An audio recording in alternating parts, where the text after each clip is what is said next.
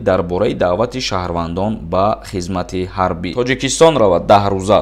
Аблава меқапаша ка аллакай ай хизмат озод мебошад. Табобати ҳама намуди бемориҳои сутунмуҳра ва буғунҳо, остриахандрози сутунмуҳра, протрузияи сутунмуҳра ва грижаи сутунмуҳра, артрити буғунҳо ва артрози буғунҳо, табобати бемориҳои мардона, простатит, дарди гурдаҳо ва табобат барои бефарзандӣ, суроға, шаҳри Екатеринбург. ҳатман аз номи канали Юристиҷей муроҷиат кунед. Ассалому алайкум ба ҳама тамошобинони барномаҳои Сорбон Сафаров. Умедвор ҳастам ки тансиҳат ва хонаобод ҳастен. Тамошобинони азиз, як ахбороти нав баҳри шумо пешниҳод мекунем ва баъдан ба саволотон ҷавоб мегардонем. Дар видео лайк модана фаромӯш накунед. Қарори раиси шаҳри Душанбе муҳтарам Рустами Эмомалӣ дар бораи даъвати шаҳрвандон ба хизмати ҳарбӣ.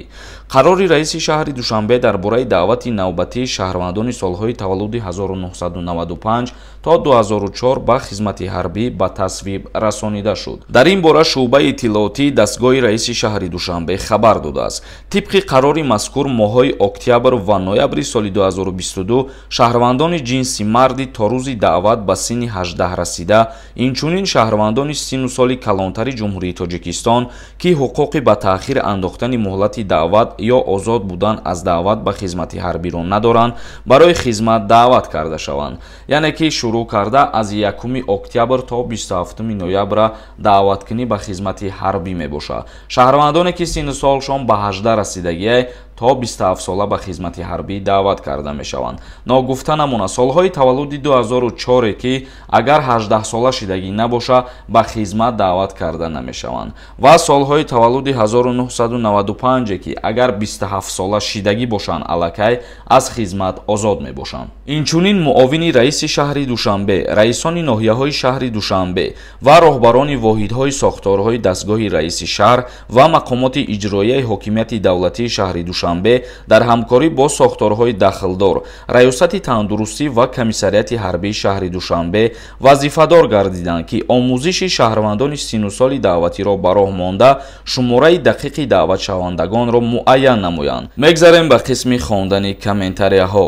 Султонҷон нависондаи: ака чӣ ба ҷавоб наметӣ? Чанд бор шид метиҳим савол. Ака муаллимро хизмат мебаранд, мегӯянд ки қонуни нав шидаи норасоии кадр аст, намебаранд. Яъне ки дар ноҳияҳои дурдаст албатта ки норасоиҳои омӯзгорон ба чашм мерасад ва аз ҳамин хотир мумкин аст ки омӯзгоро ба хизмати ҳарбӣ даъват карда нашаванд.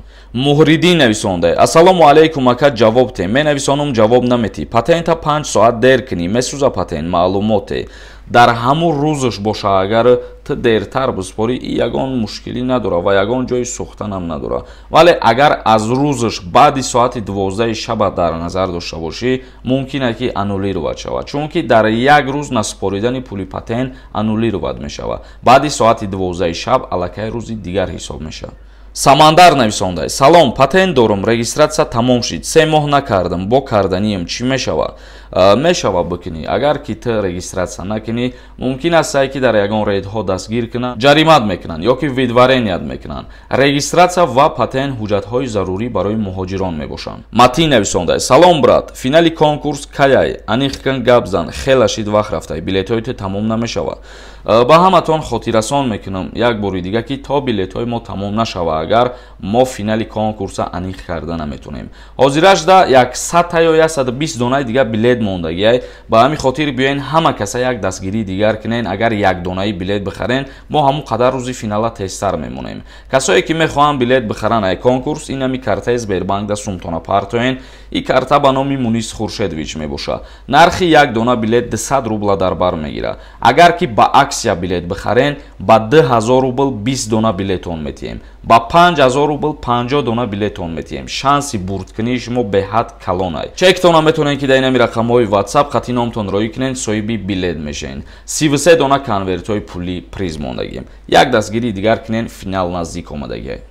як каси дигар нависондаи салом мака шаҳрванди тоҷикистон дар москва дар коллеҷ хонад тоҷикистон равад 10 рӯза аблава меқапаша ака айрӯи қонун ҷавоб гӯен акаҷон очин важна мутобиқи қонунгузории ҷумҳурии тоҷикистон дар бораи хизмати ҳарбӣ ва уҳдадориҳои ҳарбӣ омадагӣ ҳаст оиди нафароне ки коллеҷ мехонанд дар синни 21 солагӣ ки қарор шиданд дар ҳамин ҳолат ба хизмати ҳарбӣ метавонанд ки даъватшон кунанд чунки коллеҷ мисол мегирем аз 18 солагӣ то 21 солагиро аллакай бояд ки буд кунен ва агар ки шумо 21 сола шидагӣ набошен вақте ба тоҷикистон омаданиен аз ҳамун коллеҷтон як маълумотнома бигирен биёен тамом. алиев нависондай ассалому алайкум ака ҳамира мегуфтен ман як бачаям ватан мерам моҳи октябр чӣ документ дар кор барои якка писар барои якка писарӣ аввалан мерай ба анамун ҷои раиси маҳаллатон муроҷиат мекунӣ паспорти худат паспорти падару модар закси падару модар баъдан аз раиси маҳаллатон справка мегирӣ ки дар ҳақиқат дар ҳамиҷа зиндагонӣ мекунӣ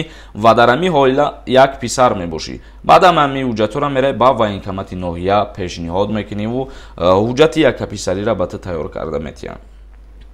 ахмедов нависондай бародаро 27 будрои хизмат мебаранд куб нависен безор шиду май Россия агар ки 27 сола шида бошӣ мисол мегирем агар инами 2 рӯз 3 рӯз пас ту зодрӯз дорӣ ва ту 27 сола мешай дар ҳамун зодрӯзат аллакай ай хизмат озод мебошӣ вале агар 26 солара пир кардаиста бошиву ана зодрӯзат баъди призов боша ба хизмат даъват мешай. тошмат нависондай салом зинда бошӣ ака коллеҷ хонда бошӣ ё гражданини детарафа бошӣ тоҷикистон ё Россия мебаранд хизмат двойное гражданство ё ки дар тоҷикистон хизмат мекунӣ ё ки дар федератсияи Россия агар дар Россия хизмат карда бошӣ дар тоҷикистон озодӣ ё ки дар тоҷикистон карда бошӣ дар Россия озодӣ.